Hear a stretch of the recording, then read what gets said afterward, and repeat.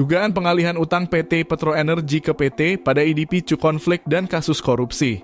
Dugaan pengalihan utang atau CSIA yang melibatkan PT Petro Energi, perusahaan yang terbelit masalah utang dengan Lembaga Pembiayaan Ekspor Indonesia atau LPEI, akhirnya terbongkar. Kasus ini menyeret sejumlah pihak terkait, termasuk Jimmy Masrin, Komisaris Utama PT PE, dan Direktur Utama PT Catur Karsa Megatunggal yang kini menjadi tersangka dalam kasus dugaan korupsi LPEI. Melalui kuasa hukumnya Marcella Santoso, Jimmy Masrin mengonfirmasi bahwa utang PT PE yang mengalami kebangkrutan sejak Juni 2020 telah direstrukturisasi melalui dua entitas afiliasinya, PT CM dan PT PADID.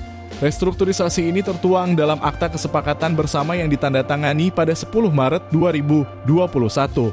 Menurut Marcella, pembayaran utang tersebut tercatat lancar hingga 12 Maret 2025, dengan pembayaran terakhir dilakukan pada 5 Maret 2025. Ia menambahkan bahwa klaim kerugian negara sebesar 60 juta US dollar seharusnya tidak relevan karena pembayaran utang tersebut telah dilakukan sesuai dengan ketentuan yang berlaku. Maka klaim kerugian negara senilai 60 juta US dollar seharusnya tidak relevan karena tidak memiliki dasar hukum, ujarnya dilansir Indonesia Overseas. Rinciannya, sisa pokok utang untuk PT CM adalah 1,5 juta US dollar dari utang awal sebesar 10 juta US dollar. Sementara untuk PT PI masih tersisa 36,9 juta US dollar dari utang awal sebesar 50 juta US dollar. Pembayaran utang PT PE kepada LPEI diperkirakan akan selesai pada 2025. Namun pengalihan utang ini menuai kontroversi. Dugaan pelanggaran hukum muncul terkait dengan mekanisme pengalihan utang PT PE, terutama terhadap PT PI.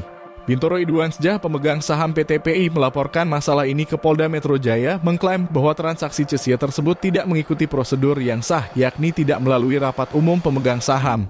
Bintoro merasa dirugikan karena porsi sahamnya di PT PI terpangkas dari 27,5% menjadi 22,5% akibat pengalihan utang tersebut. Ia juga mengungkapkan bahwa dirinya tidak dilibatkan dalam proses RUPS yang menjadi dasar pengalihan utang. Tak hanya Bintoro, pemegang saham pendiri lainnya, Debudi Tejo Prawiro, juga mengalami hal serupa.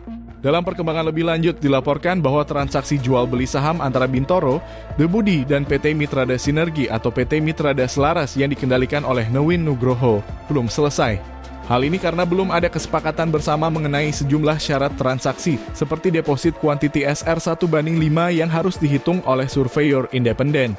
Kasus ini kini terus berkembang dengan para pihak terkait yang telah menjadi tersangka, termasuk Direktur Keuangan PT Petro Energi Susmira Dewi Sugiyarta yang diduga terlibat dalam kasus korupsi LPEI. Penyidikan lebih lanjut diperkirakan akan mengungkap lebih banyak pelanggaran dalam restrukturisasi utang ini yang berdampak pada potensi kerugian negara.